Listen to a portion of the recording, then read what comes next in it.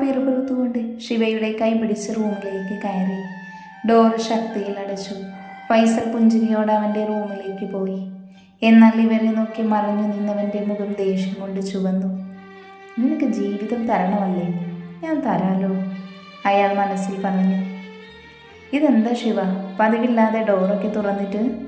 ശിവ അറിയില്ല എന്ന രീതിയിൽ തലയാട്ടി റൂമിലേക്ക് കയറിപ്പോയി. അനു അവളെ ഒന്ന് നോക്കി നന്ദുവിൻ്റെ റൂമിലേക്ക് നടന്നു. ഡോർ അടഞ്ഞു കിടക്കുന്നത് കണ്ട് സംശയത്തോടെ ഡോറിൽ തട്ടി. നന്ദു, ഡി കതക് തുറക്ക്. അനു സംശയത്തോടെ കതകിൽ തട്ടി. എന്നാൽ ഇതേ സമയം നന്ദു മറ്റൊരു ലോകത്തായിരുന്നു. എന്താ തനിക്ക് സംഭവിച്ചത് എന്നറിയാതെ അവൾ ചുരുണ്ടുകൂടി ബെഡിലിരുന്നു. നന്ദു, തൻ്റെ പേരാരോ വിളിക്കുന്നത് പോലെ ശിവ കുളിച്ച് പുറത്തേക്ക് വന്നപ്പോഴാണ് അനുവിൻ്റെ ശബ്ദം കേട്ടത്. അവൾ സംശയത്തോടെ ഹാളിലേക്ക് ചെന്നു. എന്താ കാര്യം അനു? കുറേ നേരമായി അവളെ ഞാൻ വിളിക്കുന്നു, പക്ഷെ അവൾ കതവ് തുറക്കുന്നില്ല. പെണ്ണിനെ കുറച്ച് കൂടുന്നുണ്ട്. അപ്പോഴേക്കും നന്ദു ഡോറ് തുറന്നു. ഇരുവരും സംശയത്തോടെ അവളെ നോക്കി. കരഞ്ഞു വീർത്ത കണ്ണുകൾ, ചുവന്ന മുഖം, വസ്ത്രം പോലും മാറിയിട്ടില്ല. അവർ ഇരുവരും ഞെട്ടി അവളെ നോക്കി. എന്തടാ, എന്തുപറ്റി? അവളുടെ നെറ്റിയിലും കഴുത്തിലും കൈവച്ച് ശിവ ചോദിച്ചു. നന്ദു കണ്ണുകൾ നിറച്ച് അവളെ നോക്കി. ഒന്നുമില്ല, ചെറിയൊരു തലവേദന, കുഴപ്പമൊന്നുമില്ല, ഒന്ന് കിടന്നാൽ മതി. തീരെ വയ്യെങ്കിൽ ഹോസ്പിറ്റൽ പോകണോ മോളെ? നന്ദു വേദനയോടെ അവരെ നോക്കി. തന്നെ പൊന്നുപോലെ നോക്കുന്നവർ തന്നെ ഒരുവൻ ആക്രമിച്ചു എന്നറിഞ്ഞ വേദനിക്കില്ലേ അവർക്ക്? അവൾ വേദനയോടെ നോക്കി അവരെ. കണ്ണുകൾ നിറഞ്ഞു, നെഞ്ചു വല്ലാതെ പിടഞ്ഞു. നന്ദു, തീരെ വയ്യ നിനക്ക്? വേദനയുണ്ടോ? ശിവയും അവളുടെ കവളിൽ തലോടി ചോദിച്ചു. ഇല്ല ഏട്ടത്തി, ഒന്ന് കിടന്നാൽ മതി, അത് മാറും. എന്നവാ, നീ വല്ലതും കഴിച്ചിട്ട് കിടക്ക്. വേണ്ട, നിങ്ങൾ കഴിച്ചോ, എനിക്കൊന്ന് കിടന്നാൽ മതി, എനിക്കൊന്നും ഇപ്പോൾ വേണ്ട. അവൾ അത് പറഞ്ഞ് അവരെ നോക്കി ഡോറടച്ചു ബെഡിലേക്ക് വീണു. കണ്ണുകൾ നിറഞ്ഞു. കണ്ണടയ്ക്കുമ്പോൾ തന്നെ ഉപദ്രവിക്കുന്ന 2 കണ്ണുകൾ മാത്രം. അനുവിനും ശിവയ്ക്കും എന്തോ നന്ദുവിനെ നിറഞ്ഞ കണ്ണുകൾ കണ്ടതും അവർക്കും വിഷമമായി. ഫുഡെല്ലാം ഫ്രിഡ്ജിൽ എടുത്തു വെച്ചിട്ട് ലൈറ്റ് ഓഫ് ആക്കി അവരും റൂമിലേക്ക് നടന്നു. 3 റൂമുണ്ടെങ്കിലും 3 പേരും ഒന്നിച്ചേ കിടക്കൂ. ആദ്യമായിട്ടാണ് നന്ദു ഒറ്റയ്ക്ക് കിടക്കുന്നത്. അതിൻ്റെ ഒരു വീർപ്പുമുട്ടൽ അവർക്കുണ്ടായിരുന്നു. അനുവും ശിവയും ഉറങ്ങാതെ കുറച്ചു നേരം കിടന്നു. നന്ദുവിനെന്തോ വിഷമമുണ്ടനു, ശിവ പറഞ്ഞു. നോക്കാം, നാളെ ആകട്ടെ. ഓപ്പോസിറ്റ് റൂമിൽ പുതിയ ആൾക്കാർ വന്നു. നാളെ ജോലി കഴിഞ്ഞ് അവരെ ഒന്ന് പരിചയപ്പെടാം. എന്തിന്? ഇതുപോലെ ഒരെണ്ണത്തെ പരിചയപ്പെടാൻ പോയതാ ഇപ്പൊ തലയിലായത്. മിണ്ടാതെ കിടന്നോണം, അവൾ ദേഷ്യത്തോടെ പറഞ്ഞ് തിരിഞ്ഞു കിടന്നു. ശിവ പുഞ്ചിരിയോടെ അവളെ കെട്ടിപ്പിടിച്ചു. ആരോ തൻ്റെ നെറ്റിയിൽ തൊടുന്നത് പോലെ തോന്നിയിട്ടാണ് നന്ദു കണ്ണുകൾ വലിച്ചു തുറന്നത്. മുന്നിൽ നിൽക്കുന്നവരെ അവൾ സംശയത്തോടെ നോക്കി. ശിവയും അനുവും അവളുടെ വാടി തളർന്ന മുഖത്തേക്ക് വേദനയോടെ നോക്കി. എന്താടാ, എന്തുപറ്റി? രാവിലെയായിട്ടും നിന്നെ കാണാത്തതോട് വന്നതാ? ഒന്നുമില്ല, ചെറിയ തലവേദന, അത് കുറയുന്നുള്ളൂ. ഹോസ്പിറ്റൽ പോകാം, ഇന്നലെ തുടങ്ങിയതല്ലേ, നീ ഒന്നും കഴിച്ചിട്ടും ഇല്ലല്ലോ. എനിക്ക് കുഴപ്പമൊന്നുമില്ല, ചെറിയ തലവേദനയുള്ളൂ. അല്ല, നിങ്ങൾക്കിന്ന് വർക്കില്ലേ? നന്ദു സംശയത്തോടെ അവനെ നോക്കി ചോദിച്ചു. ഉണ്ട്, ഞങ്ങളെ പുതിയ ബ്രാഞ്ചിലേക്ക് മാറ്റി. ഇവിടെ അടുത്ത് തന്നെ. ഇന്നാണ് ഓണേഴ്സ് വരുന്നത്. നന്ദു അത്ഭുതത്തോടെ അവരെ നോക്കി. എന്ന് നിങ്ങൾ വിട്ടോ, എനിക്കൊന്ന് ഉറങ്ങി എഴുന്നേറ്റ് ഫ്രഷായാൽ ഓക്കെ ആകും. അവൾ ബെഡിൽ നിന്ന് എഴുന്നേറ്റ് അവരെ നോക്കി പുഞ്ചിരിയോടെ പറഞ്ഞു. ശിവയും അനുവും അവളെ നോക്കി. പിന്നെ സമ്മതം പോലെ മനസ്സില്ലാ മനസ്സോടെ പുറത്തേക്ക് പോയി. അവർ പോയത് നന്ദുവിൻ്റെ കണ്ണുകൾ എന്തോ ഓർത്ത് നിറഞ്ഞു. എന്നാൽ പെട്ടെന്ന് തന്നെ വാശിയോടെ കണ്ണുകൾ തുടച്ചവൾ ബാത്റൂമിലേക്ക് നടന്നു. ഇതേ സമയം മറ്റൊരിടത്ത് സമയം 10 മണിയായതും A&E കമ്പനിക്ക് മുന്നിൽ 3 കാറുകൾ വന്നു നിന്നു. ആദ്യം തന്നെ കാറിൽ നിന്ന് മഹിയും സിദ്ധുവും ഇറങ്ങി. രണ്ടാമത്തെ കാറിൽ നിന്ന് ജയ്യും സോണിയും ഇറങ്ങി. മൂന്നാമത്തെ കാറിൽ നിന്ന് ഡയാനയും സായിയും ഇറങ്ങി. അവർ 6 പേരും ഒരുമിച്ച് അകത്തേക്ക് പ്രവേശിച്ചു. അതേസമയം സ്റ്റാഫ് എല്ലാവരും ഹാളിൽ തൻ്റെ പുതിയ ഓണറിനെ കാണാൻ അക്ഷമയോടെ കാത്തിരിക്കുവായിരുന്നു. അനു സ്റ്റേജിൽ മാനേജറിൻ്റെ അടുത്ത് തന്നെ ഉണ്ടായിരുന്നു.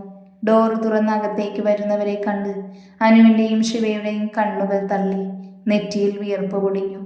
അവർ പേടിയോടെ പരസ്പരം നോക്കി. എന്നാൽ മഹിയുടെയും സോണിയുടെയും കണ്ണുകൾ തിളങ്ങി. വേട്ടക്കാരന് ഇരയെ പിടിച്ച സന്തോഷം.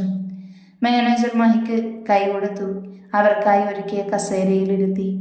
എല്ലാവരും അവരെ നന്നായി സ്വാഗതം ചെയ്തു. പിന്നീട് പ്രസംഗമായിരുന്നു മാനേജറിന്റെ വക. എന്നാൽ ഇതേ സമയം മഹിയുടെ കണ്ണുകൾ കൂട്ടത്തിൽ പേടിയോടെ ഇരിക്കുന്ന കണ്ണുകളിലായിരുന്നു. മഹി പുച്ഛത്തോടെ ഉരുവിട്ടു, പ്രിയ.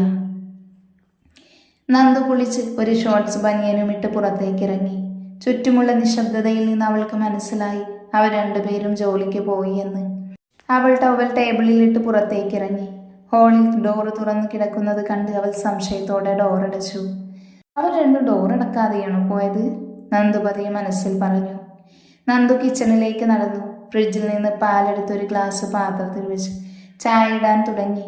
അതേസമയം കട്ടൻ്റെ അടുത്ത് മറഞ്ഞിരുന്ന ഡെവി പുറത്തേക്കിറങ്ങി. തൻ്റെ മാസ്ക് ഒന്നുകൂടെ മുഖത്തേക്ക് ചേർത്തു വെച്ചു. അവൻ്റെ കണ്ണുകൾ വശ്യമായി തിളങ്ങി. നന്ദു ഗ്യാസ് ഓഫ് ചെയ്ത് ചായ ഒരു ഗ്ലാസ്സിലേക്ക് പകർത്തി. പിന്നിൽ ആരോ നിൽക്കുന്നത് പോലെ അവൾക്ക് തോന്നി. കൈകാലുകൾ വിറച്ചു. നെറ്റിയിൽ വിയർപ്പ് പൊടിഞ്ഞു. അവൾ ഗ്ലാസ്സിലേക്ക് കണ്ണുകൾ പായിച്ചു. പിന്നിൽ നിൽക്കുന്ന കറുപ്പ് വസ്ത്രം ധരിച്ചവൻ. കണ്ണുകൾ മാത്രം കാണാം. മുഖം മാസ്ക് വെച്ച് മറച്ചിട്ടുണ്ട്. നന്ദു പേടിയോടെ വേഗം തിരിഞ്ഞു. പുറത്തേക്ക് ശബ്ദം വരുന്നില്ല. അവളുടെ കണ്ണുകൾ നിറഞ്ഞു. അവളുടെ കണ്ണുകൾ ചുറ്റും ഓടി നടന്നു. അവൻ മുന്നിലേക്ക് നടക്കാൻ തുടങ്ങി. നന്ദു വേഗം അവനെ തള്ളി മാറ്റി മുന്നിലേക്ക് ഓടിയതും ഡെവി അവളുടെ ഇടുപ്പിൽ വട്ടം പിടിച്ച് തോളിലെടുത്തിട്ടു. എന്നെ വിട് അനു, ശിവ, അവൾ ആർത്തു വിളിച്ചു. നന്ദു അവൻ്റെ പിടിയിൽ കിടന്ന് കുതറി. സഹായത്തിന് ചുറ്റും കണ്ണുകൾ പേടിയോടെ പരതി. എന്നാൽ ഡെവി അവളെ റൂമിലേക്ക് കയറ്റി ബെഡിലിട്ടു. ഒപ്പം ഡോർ ലോക്ക് ചെയ്യാനും അവൻ മറന്നില്ല. നന്ദു പേടിയോടെ ചുറ്റും നോക്കി. അവളുടെ കൈക്കാലുകൾ വിറച്ചു. ശരീരം തളരുന്നത് പോലെ. പറ്റില്ല, താനിവിടെ തോറ്റ എൻ്റെ ഈച്ചയുടെ മുന്നിൽ തോൽക്കുന്നത് പോലെയാണ്. എവിടെയോ ഉള്ള ഒരുത്തൻ്റെ മുന്നിൽ അടിയറവ് വെക്കാനുള്ളതല്ല തൻ്റെ ശരീരം, നന്ദു സ്വയം മനസ്സിൽ പറഞ്ഞു. സ്വയം എന്തൊക്കെയോ പറഞ്ഞുറപ്പിച്ചതുപോലെ അവൾ അയാളെ ദേഷ്യത്തോടെ നോക്കി. ഡോ, മര്യാദയ്ക്ക് ഇറങ്ങിപ്പോയ്ക്കോ, ഇല്ലെങ്കിൽ ഞാൻ പോലീസിനെ വിളിക്കും. തൻ്റെ ഈ ചായനെ മനസ്സിൽ ആലോചിച്ചുകൊണ്ട് തോറ്റുകൊടുക്കാൻ മനസ്സില്ലാതെ അവൾ വർദ്ധിച്ച ദേഷ്യത്തിൽ ചാടി എഴുന്നേറ്റു. എന്നാൽ ഡെവി അത് കാര്യമാക്കാതെ തൻ്റെ ഷർട്ട് ബട്ടൺസ് അഴിക്കാൻ തുടങ്ങി. നന്ദു പേടിയോടെ പിന്നിലേക്ക് നീങ്ങി. പെട്ടെന്നാണ് അവളുടെ കണ്ണുകളിൽ ടേബിളിൽ ഇരിക്കുന്ന ബോട്ടിൽ കണ്ടത്. അവൾ അതെടുത്ത് അവന് നേരെ അടിക്കാൻ ഓങ്ങി. ഡെവി അവളുടെ കണ്ണുകളിൽ നോക്കി മുന്നിലേക്ക് നടന്നു. പെട്ടെന്ന് നന്ദുവിൻ പിന്നിലേക്കും അവൻ നോക്കിയതും അവൾ സംശയത്തോടെ പിന്നിലേക്ക് നോക്കി. എന്നാൽ അവൻ പുച്ഛത്തോടെ അവളുടെ കയ്യിൽ നിന്ന് ബോട്ടിൽ തട്ടിപ്പറിച്ചുകൊണ്ട് അവളുടെ ഇടുപ്പിൽ പിടിച്ച് തൻ്റെ നെഞ്ചിലേക്ക് ചേർത്ത് വെച്ചു. അവൻ്റെ നോട്ടം തനിക്കുള്ള കെണിയായിരുന്നു എന്ന് അവൻ്റെ പിടിയിൽ നിന്നാണ് അവൾക്ക് മനസ്സിലായത്. വിട് എന്നെ, പ്ലീസ്, ഉപദ്രവിക്കരുത്. അവൻ അവളെ ബെഡിലേക്ക് തള്ളിയിട്ട് മെല്ലെ ആ കുഞ്ഞു ശരീരത്തിൽ തൻ്റെ ഉറച്ച ശരീരം അമർത്തി വെച്ചു. നന്ദു നിറഞ്ഞ കണ്ണുകളോടെ അവനെ നോക്കി. തൻ്റെ കണ്ണുകളിൽ തന്നെ ഉറച്ചു നോക്കുന്നവളെ അവൻ ആദ്യമായി പ്രണയത്തോടെ നോക്കി. പെട്ടെന്ന് തന്നെ അവൻ്റെ മുഖം അവളുടെ കഴുത്തിൽ അമർത്തി വെച്ചു. നന്ദുവിൽ നിന്നൊരു സൗണ്ട് വന്നു. അവൾ പോലും അറിയാതെ അവളുടെ കൈവിരലുകൾ അവൻ്റെ മുടിയിൽ അമർത്തി. ഡെവി തൻ്റെ നാവ് കൊണ്ട് അവളുടെ കഴുത്തിൽ അമർത്തി നുണഞ്ഞു. അവൻ്റെ നാവ് അവളിൽ മായാജാലം സൃഷ്ടിച്ചു. അവൻ മുഖമുയർത്തി അവളെ ഒന്ന് നോക്കി. വിയർത്തൊലിച്ച് കണ്ണുകൾ നിറച്ച് അവനെ നോക്കുക. രക്ഷപ്പെടാൻ ആശ്രയമില്ലാതെ അവൾ തകർച്ചയോടെ കിടന്നു. ഡെവി കുസൃതിയോടെ അവളുടെ ചുണ്ടിൽ അമർത്തി ചുംബിച്ചു. നന്ദുവിൻ്റെ കണ്ണുകൾ സംശയത്തിലൊന്ന് ചുരുങ്ങി. എന്നാൽ പെട്ടെന്ന് തന്നെ അവൻ അവളുടെ ചുണ്ടുകളുടെ മറുകിൽ അമർത്തി കടിച്ചു നുണഞ്ഞു. തൻ്റെ കണ്ണുകൾ വിടർന്നു. അവളിൽ നിന്നറിയാതെ പേരുതിർന്നു. ഇച്ഛ. അവൾ മെല്ലെ അവനെ വിളിച്ചതും ഡെവി അവളുടെ ഇരു കൈയും ബെഡിൽ അമർത്തി ആ ചുവന്ന ചുണ്ടുകൾ തൻ്റെ വായിലാക്കി അമർത്തി നുണഞ്ഞു വലിച്ചു.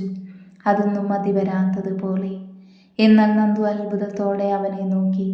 അവൾക്ക് വിശ്വസിക്കാനായില്ല തൻ്റെ ഡെവി തന്നെയായിരുന്നു എന്ന്. ചുണ്ടിൽ വേദന തോന്നി അവൾ നെറ്റി ചുളിച്ച് അവനെ ചുണ്ട് കൂർപ്പിച്ചു നോക്കി. ഡെവി പുച്ഛത്തോടെ അവളെ നോക്കി ബെഡിൽ നിന്ന് എഴുന്നേറ്റു.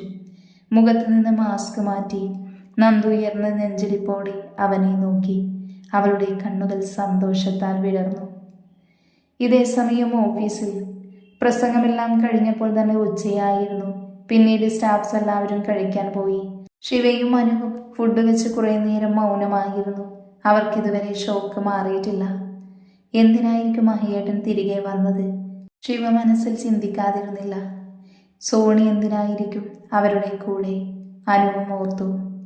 എന്നാൽ അവൻ്റെ കണ്ണുകൾ അവളിൽ തറഞ്ഞു നിന്നു. അവൻ്റെ ചുണ്ടിൽ ആരെയും മയക്കുന്ന പാൽപുഞ്ചിരി ഉണ്ടായിരുന്നു. ഫുഡ് കഴിച്ചു കഴിഞ്ഞ് എല്ലാവരും അവരവരുടെ ജോലി നോക്കാൻ തുടങ്ങി. പുതിയ CEO മാനേജറൊക്കെ ആയതുകൊണ്ട് എല്ലാവരും ഡാറ്റയൊക്കെ കൃത്യമായി ചെയ്യാൻ ശ്രമിച്ചു. മണിക്കൂറുകൾ നീങ്ങി തുടങ്ങി. അനുവും ശിവയും അവരുടെ വിളി പ്രതീക്ഷിച്ച് മിനിറ്റുകൾ കാത്തിരുന്നു. എന്നാൽ അവരുടെ പ്രതീക്ഷ തെറ്റിച്ചുകൊണ്ട് 5 മണി കഴിഞ്ഞപ്പോൾ അവർ വീട്ടിലേക്ക് പോകാൻ തുടങ്ങി. എല്ലാവരും പോയതും ശിവയും അനുവും അവരുടെ ബാഗ് എടുത്ത് പുറത്തേക്ക് നടന്നു. ഫ്ലാറ്റ് എത്തുന്നതുവരെ ഇരുവരും മൗനമായിരുന്നു. തൽക്കാലം നന്ദു അറിയണ്ട അവർ വന്ന കാര്യം. വീണ്ടും ഒളിച്ചോട്ടം വേണ്ട. ശിവ അതിനൊന്ന് മൂളി. അവർ അകത്തേക്ക് വരുമ്പോൾ നന്ദു കാപ്പി ഉണ്ടാക്കുമായിരുന്നു. രാവിലത്തെ പോലെയല്ല, അവളുടെ മുഖം പുഞ്ചിരിയിലാണ്. അവരെ കണ്ടതും അവൾ സന്തോഷത്തോടെ അവർക്ക് നേരെ കാപ്പി നീട്ടി. അവർ സംശയത്തോടെ അവളെ നോക്കി. നിന്റെ തലവേദന എങ്ങനെയുണ്ട്? ഏയ് കുഴപ്പമില്ല എടുത്തി. അതിനനുവന്ന് മൂളി. നന്ദു കപ്പെടുത്ത് ബാൽക്കണിയിലേക്ക് നടന്നു. അപ്പോഴും അവളുടെ മനസ്സിൽ ഡെവിയെ കണ്ട കാര്യം പറയണോ വേണ്ടയോ എന്ന പിടിവലിയായിരുന്നു. ഇതേ സമയം മഹിയുടെയൊക്കെ റൂമിൽ. മഹി ഫ്രഷായി റൂമിലേക്ക് വരുമ്പോൾ ഡെവി റൂമിലുണ്ടായിരുന്നു. എന്താ പ്ലാൻ? അവളെ നമ്മുടെ കൂടെ നിർത്താനാണോ? ഡെവി ചോദിച്ചു. അല്ല, കൊല്ലണം. പക്ഷേ അതിനു മുൻപ് ശിവയുടെ മനസ്സിൽ ഞാൻ ആരാണെന്ന് അറിയണം. എന്നിട്ട് മതി. എല്ലാം അവസാനിപ്പിക്കണം, വൈകാതെ തന്നെ. അച്ചായനെന്നാ ഓഫീസിൽ വരുന്നത്? ഉടനെ തന്നെ. അത്രമാത്രം പറഞ്ഞുകൊണ്ട് അവൻ കണ്ണുകൾ അടച്ചു. ജയ് ദേഷ്യത്തിൽ അവളെ നോക്കി. എന്നാൽ ഡയാന വിഷമത്തോടെ അവനെ നോക്കി നിൽക്കുവാണ്. ഒപ്പം അവൻ്റെ കയ്യിലേക്കും. ഞാൻ അറിയാതെ. ജയ് മുഖം കൂർപ്പിച്ച് അവളെ നോക്കി. പിന്നെ തൻ്റെ രക്തം വരുന്ന കൈ അമർത്തി പിടിച്ച് ഷെൽഫിൽ നിന്ന് ഫസ്റ്റ് എയ്ഡ് ബോക്സ് എടുത്ത് ബെഡിൽ ചെന്നിരുന്നു. റൂമിൽ വെറുതെ ഇരുന്നപ്പോൾ റൂമൊക്കെ ക്ലീൻ ചെയ്യുമായിരുന്നു ഡയാന. കട്ടിലിൻ്റെ അടിയിൽ ആരോ പൊട്ടിയ കുപ്പി വെച്ചിട്ടുണ്ടായിരുന്നു. അവൾ അത് കാണാതെ കട്ടിലിൻ്റെ അടിയിലേക്ക് കൈവച്ച്. അതേസമയം റൂമിലേക്ക് കയറി വന്ന ജയ് അത് കണ്ടിരുന്നു. അവൻ പെട്ടെന്ന് അവളുടെ കൈ പിടിച്ചു വലിച്ചതും അവൻ്റെ കൈ അടുത്തിരുന്ന മൂർച്ചയുള്ള വസ്തുവിൽ കൈ കൊണ്ട് മുറിഞ്ഞു. ഇച്ചായ. അവൾ പെട്ടെന്ന് അവനെ പിടിക്കാൻ പോയതും അവൻ അവളെ തടഞ്ഞു. നിനക്കൊന്ന് സൂക്ഷിച്ചാൽ എന്താവോ? എല്ലാം ഞാൻ പറഞ്ഞു കാണിച്ചു തന്നാലേ മനസ്സിലാകത്തുള്ളൂ. ഓരോ കുരിശ് തലയിൽ വന്ന് പെട്ടത് പറഞ്ഞാൽ മതിയല്ലോ. അവന് ശബ്ദം താഴ്ത്തി പറഞ്ഞെങ്കിലും ഡയാന അത് കൃത്യമായി കേട്ടിരുന്നു. അവൾ അവനെ ദേഷ്യത്തോടെ നോക്കി. പെട്ടെന്ന് തന്നെ അവൻ്റെ നെഞ്ചിൽ ശക്തിയിൽ ഇടിച്ചു. പെട്ടെന്നുള്ള നീക്കമായതിനാൽ അവന് പിന്നിലേക്ക് വേച്ചുപോയി.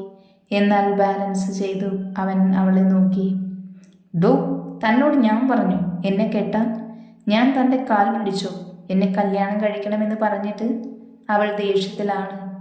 ഒരു പണിയുമില്ലാതെ വീട്ടിൽ കുത്തിയിരുന്ന് എന്നെ പിടിച്ചു നിർത്തി താലി കെട്ടിയതും പോരാ, ഞാൻ കുരിശാണെന്ന് പോലും.